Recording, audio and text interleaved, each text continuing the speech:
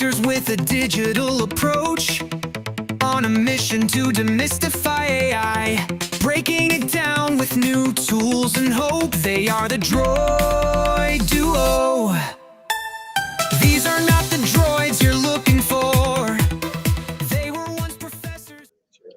All right, welcome to the Droid Duo podcast, live on LinkedIn, Facebook, and YouTube. I'm David Schweidel from Emory Goizueta Business School. And I'm Gil Appel from GW School of Business. We cut through the AI nose, we focus on what works and what we measure, what to skip, and how to move on. All right, today the focus is going to be on education. We're all talking about what AI means for the future of higher education as well as education more broadly. Let's not just talk in theory, but let's talk in terms of what is practical, what are we doing in the classroom, what are we hearing from our students. Gil, you've got a great way of kicking off the semester with your students that I think would be really interesting for folks to hear. So I think it's something I've been thinking about for a while. And like when ChatGPT was introduced in 2023, I think it's like the first thing I did when I opened it in class was build me a syllabus for a digital marketing course. And it built like a decent 14-week course. So this year I thought, like, can I take it to the next level? And I went to the class. I didn't talk too much. I introduced myself and opened ChatGPT and asked it to build this syllabus. And then I said, oh, in week 3, you said we should do mobile marketing. Give me a slide deck for week 3. So it built the whole slide deck, and I said, well, that's not enough. I took the slide deck that he proposed, I took it to Gamma, and I'm showing this in class to students. And I asked Gamma to design a nicer slide deck.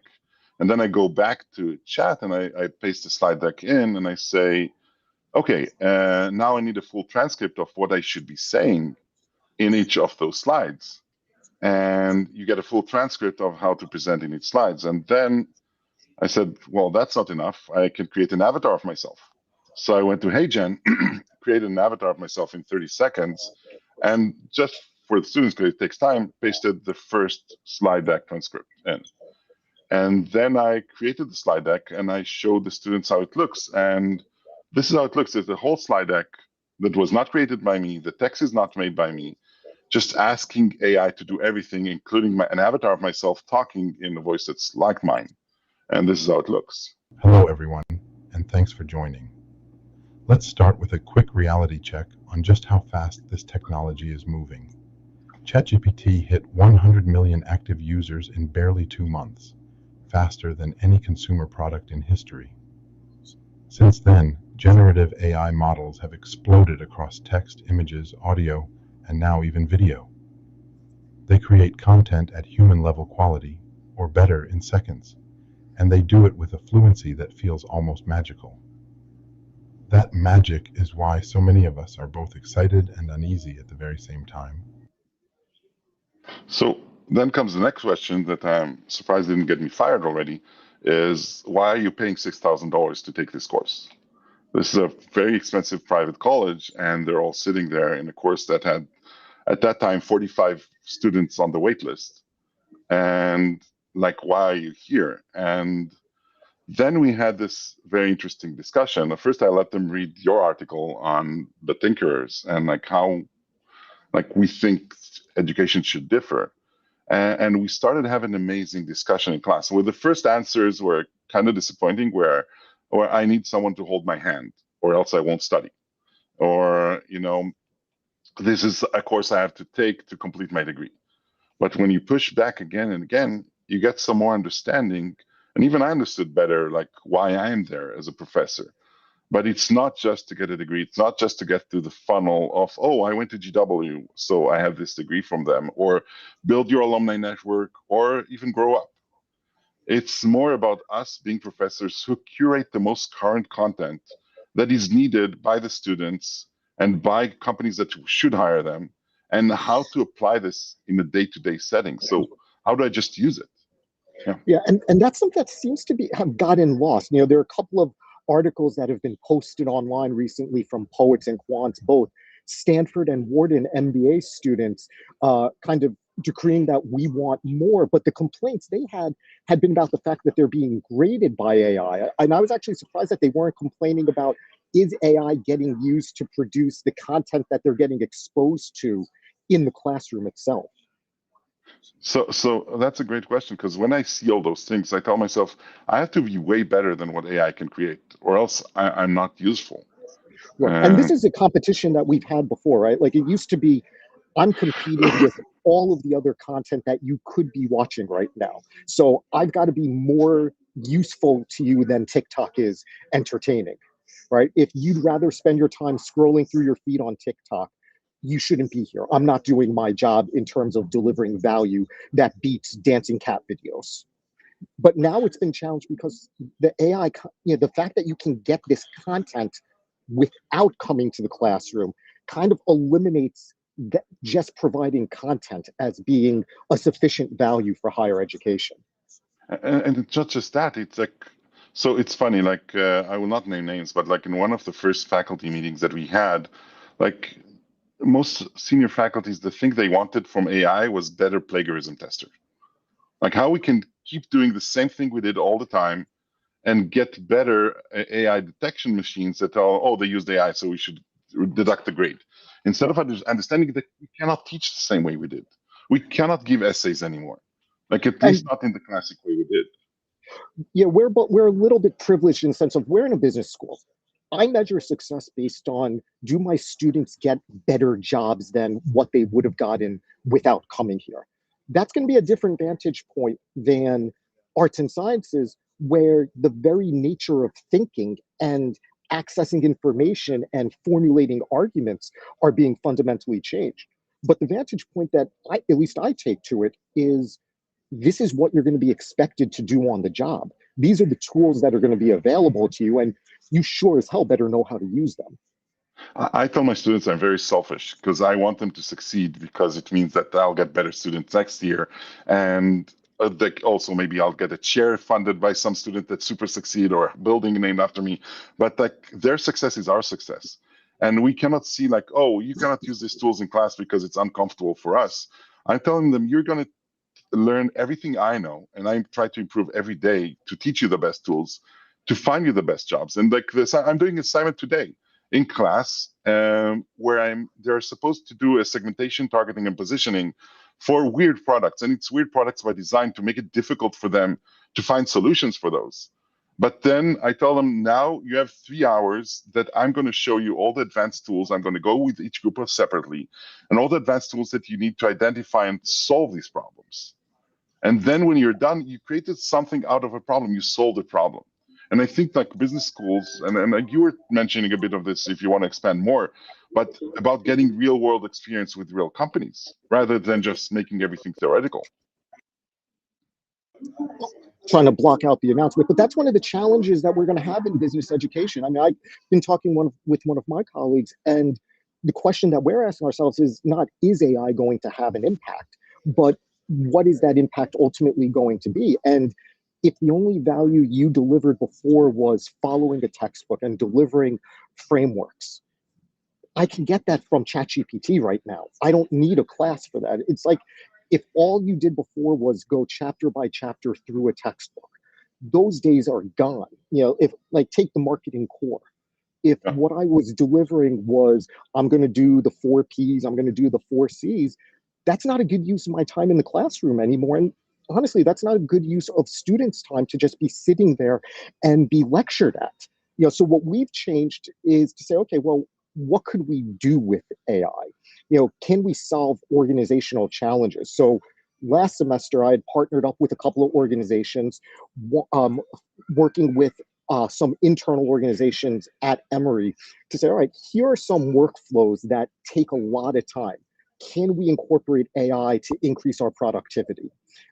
Another one was a legal aid organization that provides support for families of students in K through 12 who are facing behavioral issues and likely going to be suspended, helping those families advocate on behalf of those students.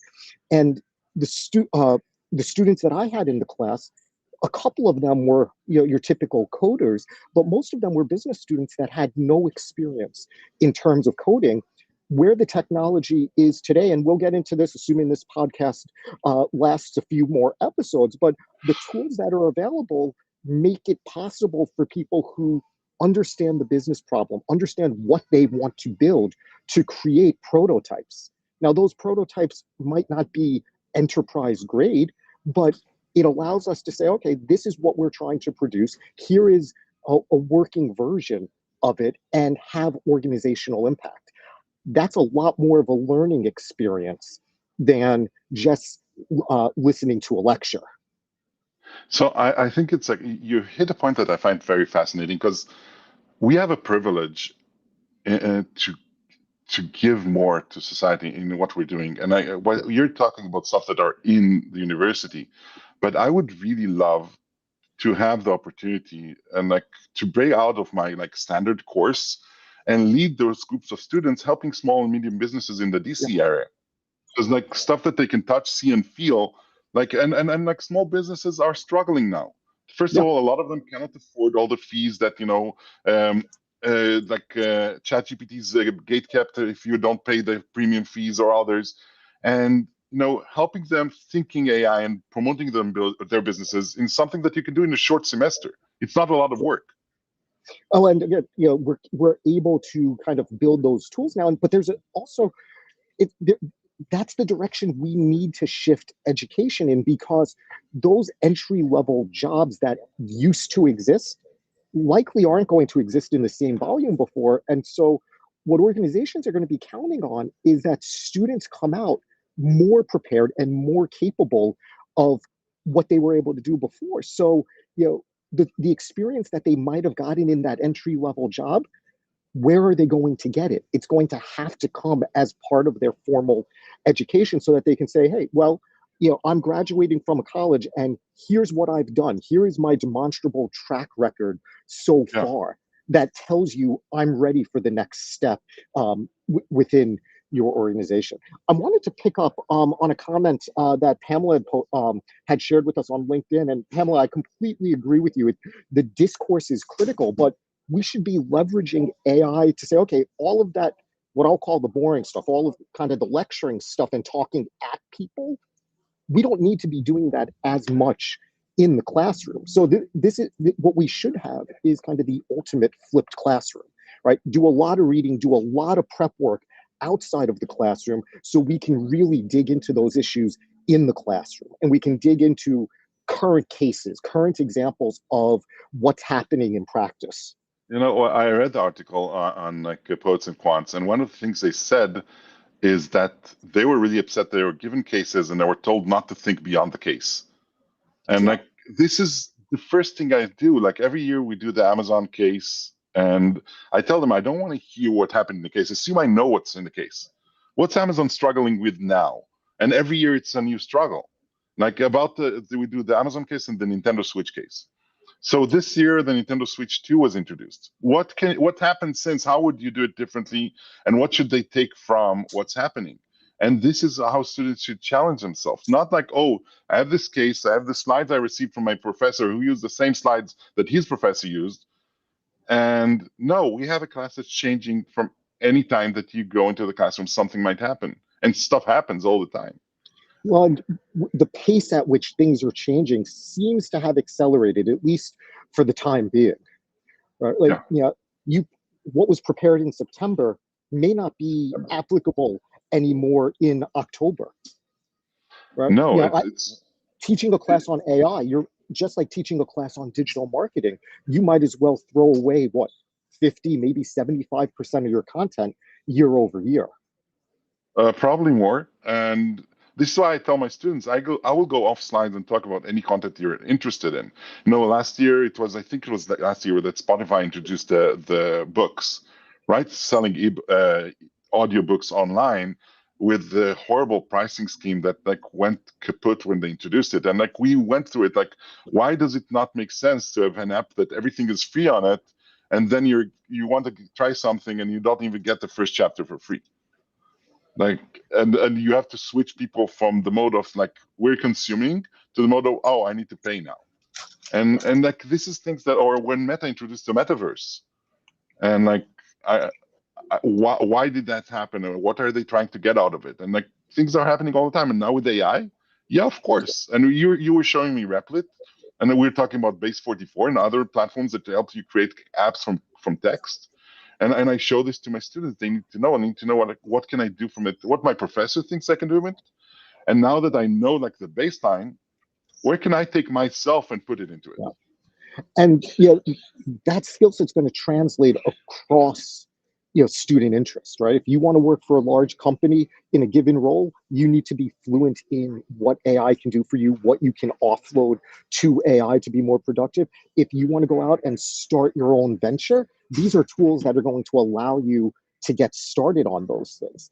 And so it comes back to this question of, what does education look like going forward, right? The model of the sage on stage just doesn't make sense anymore when I've got an app that has compiled all of that knowledge already, right? Like, so, we've got to accept that students have access to on-demand answers. I remember last semester when I was teaching I don't want to stop you, but Okay. what they don't have is on-demand questions. What do you mean? Like so they have all the answers they might want, but like that won't help if you don't know how to ask the right questions. Agreed. Like, So, it's based on what was done before, right? Yeah. So getting it to synthesize and incorporate different perspective, and that's part of the value of being in the classroom. I teach. I've put content on Coursera for marketing analytics for applications of AI, and for the Coursera price tag versus the Emory price tag, you're going to get different things. One of the big, right, you'll get similar content, maybe not as much, but you'll get similar content on Coursera. And if you know the questions that you want to be asking and how to think about it, more power to you. But what Coursera currently isn't going to deliver, and why there's still value in higher ed, is that discussion that we have, and that discussion of, what different ways can we approach this? What different directions can we potentially go in? And I think that one more thing is the ongoing challenge. In Coursera, if you get stuck into something, then you might think that this is a solution. But in the classroom, like one of our positions is to keep challenging them to ask why all the time. I mentioned the Amazon case, and I told you this before. Like one of the first questions on the Amazon case is, what business is Amazon in? Yeah. And like I told my students, the best way to go with it, first of all, notice it business singular, not business plural. So how do you get there? The best way is to start with a list of businesses that Amazon will be happy to give you, but that the AI would be happy to give you. But then you need to look at the connections between all those businesses. And then something will pop up. Oh, they chose this business because they're good in this. They chose that business because they're good in that. And then you start to cluster all those things together. And if you did your job properly, you should get something like 3 competencies that are logistics, customer service, and data analysis. But then you should challenge yourself again. Well, how do those connect? How does everything work together? And then you should reach something like an ecosystem that Amazon wants to be able to serve everyone. But if you put the students on Coursera, they'll get the list and they'll be done with it. Yeah.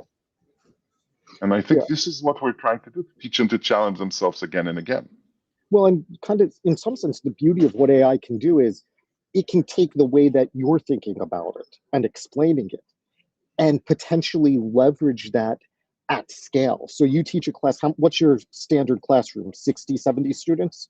No, God forbid. It's about 40, 45 students. So 45 students at a time that you're able to reach. Yeah, the idea is a workshop style, because if I cannot reach every student and show them and interact with them, at least across the semester a couple of times, it's worthless. But that doesn't scale, right?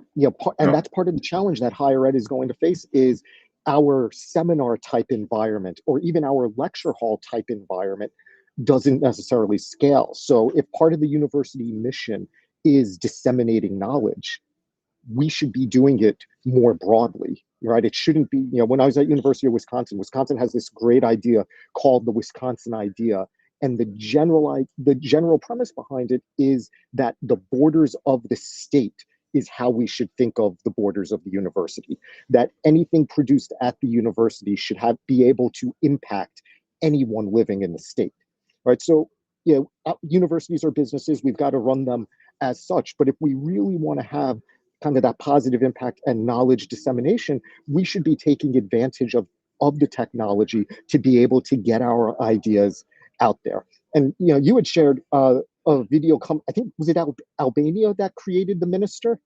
Yeah, Albania created. So it was Albania's argument on preventing corruption is to go the AI way and create an AI minister that will be the AI minister of procurement.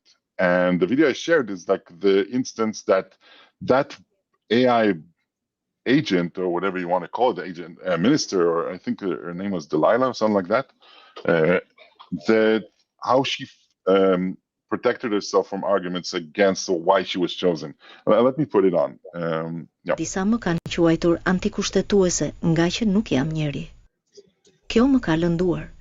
Jo për vete, po për 972.000 ndërveprimet me qytetarët që u kam shërbyer në Albania dhe 36.000 dokumentat me vulut digjitale që kanë marrë nga unë. Më lejoni t'ju kujtoj, rreziku I vërtet për kushtetutat nuk kanë qenë kurrë makinat, por vendimet njerëzore të njerëzve me pushtet. Unë nuk jam këtu për t'i zëvendësuar njerëzit, por për t'i ndihmuar ata. Vërtet nuk kam shtetësi, po nuk kam as ambicie personale apo interesa. Unë kam vetëm të dhëna, dije dhe algoritme të përkushtuara në shërbim të qytetarëve panshmërisht, me transparencë dhe pa u lodhur kurrë. So the video is eerily good. We've come a long way on the notion of the digital avatars already, but the idea being you've got a repository of knowledge, of regulations that can be made accessible to virtually anyone. And that's something that the current higher ed system wasn't necessarily, like, it's part of the mission, but our system, the way that we deliver classes traditionally, isn't set up for that. No, it's not just that. Well, I'm sure that if we ever get to do a section on ethics or something like that, we'll have a lot more to talk about. But a professor could be an AI professor agent.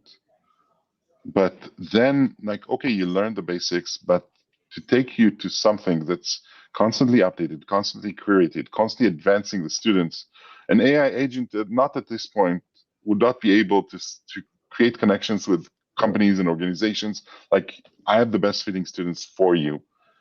And then the students, we don't have a diploma anymore. We have the grades, what we did, and we also have, here's all the experiences that I gathered throughout my degree. The art school portfolio model, right? Show me the work product. Don't just tell me you took these classes and you got these grades. Give me evidence of what you are capable of doing. And that's where the article I had written on kind of tinkering, it comes into play. Education has to be more than the regurgitation of knowledge, right? I'll date myself and reference Good Will Hunting. If anyone that's watching remembers the "How do you like them apples" scene, where Matt Damon's character goes off on the guy who was plagiarizing all of the books he had read in his required courses, right? Yes, he acquired that knowledge. He memorized those passages, but he wasn't capable of doing anything with it. We've got to move beyond that part of education. Yes, it's a foundation, but especially in professional schools like we are, we've got to be ready for more. Yeah, I'm just pasting the article on all the channels that we have, so people might be able to get access to it. Because I think, as I told you, I forced my students to read it. I gave them like 10 minutes in class. They didn't see the video, but I thought that it's something that they need to understand today.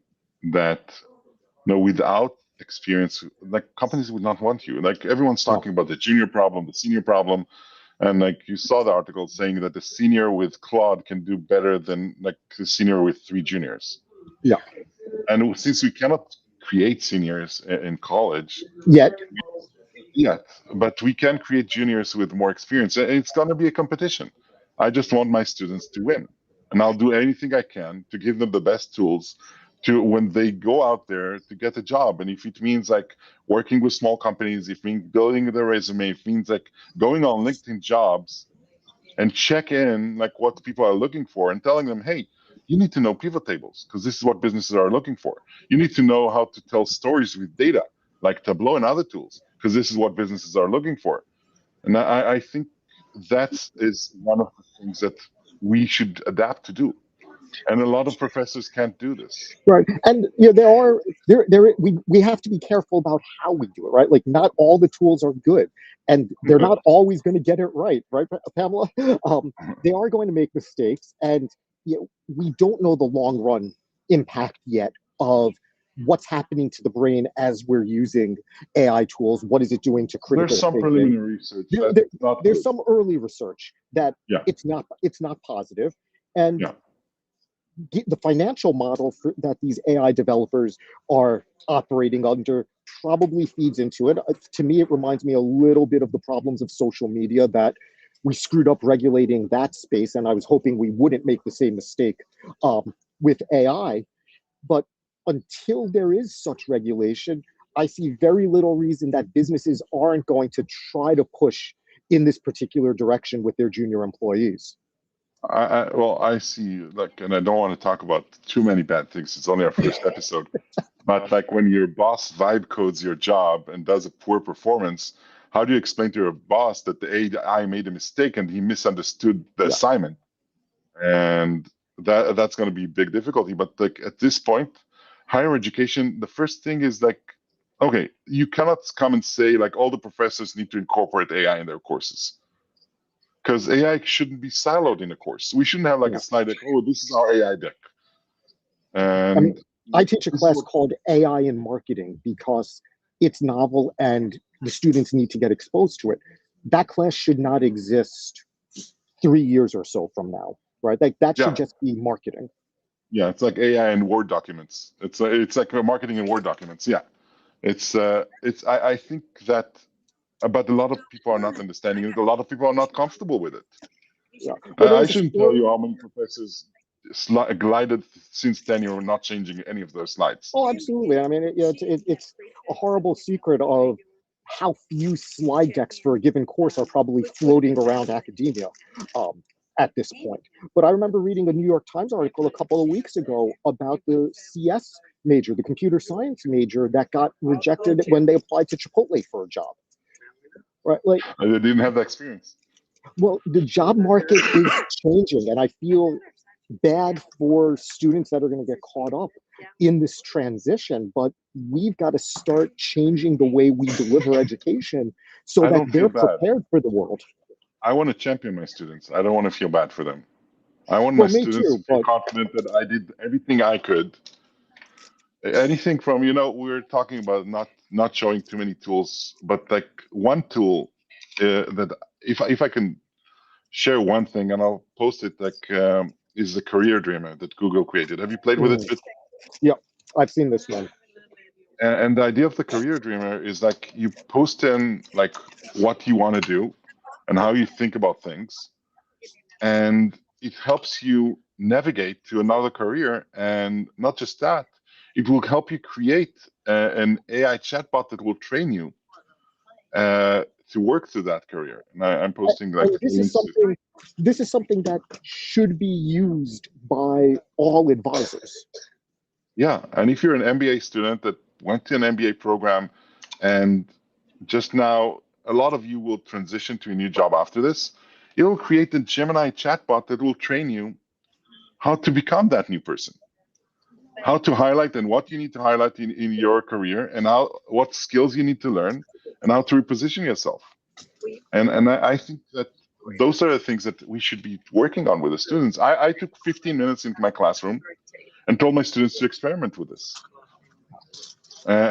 Because those are the things we should be doing now. And we should be adapting as fast as we can to things that are happening. We're coming up on time, so want to be mindful and let people actually go and get some lunch. But I remember having a guest speaker in, one of the AI leads at an enterprise in town, and we used to talk about the idea of, this was with regards to entrepreneurship. We used to talk about the idea of the 3-person team, right? You needed a visionary, you needed a tech guy, and you needed a sales guy, right? Yeah. And we're seeing that collapse. And I think a number of tech leaders have said, we're going to see, the single person unicorn. I'm not sure about the single person because I think you still fundamentally need the sales guy. But the way that we've thought about the skill sets as being siloed, that's going to change, within the next couple of years, if not already. Yeah, and I mean, Gil, you mentioned Replit. I've built a couple of apps on Replit already. I'm not a coder. I'm not a software developer, right? Yeah. But I'm capable of building these apps that get the job done and take maybe a couple of hours of effort. And it'll be faster, by the way, Yeah. because like AI is becoming better in solving those things. But yeah, I think we're out of time. I think what I would like to hear from our audience, maybe in the chat, maybe in emails or whatever, like, where should we take this from here? Like, we can offer solutions, we can talk about tools, we can talk about anything. And we know a bit of the stuff that's going on, and we would love to share with more people. Yeah, so let us know. Those of you that are joining us, really appreciate you taking the time. But drop us a note, either one of us, and let us know what you want to hear about. We've got some ideas that we're happy to share. Gil and I, enjoy just kicking ideas around on this stuff. But if there's something that we've kind of triggered a thought in your mind, drop us a note, and we'll put it in the queue. Yeah, and I think that's it. So bye to everyone. Thanks a lot, Gil. We got to come up with some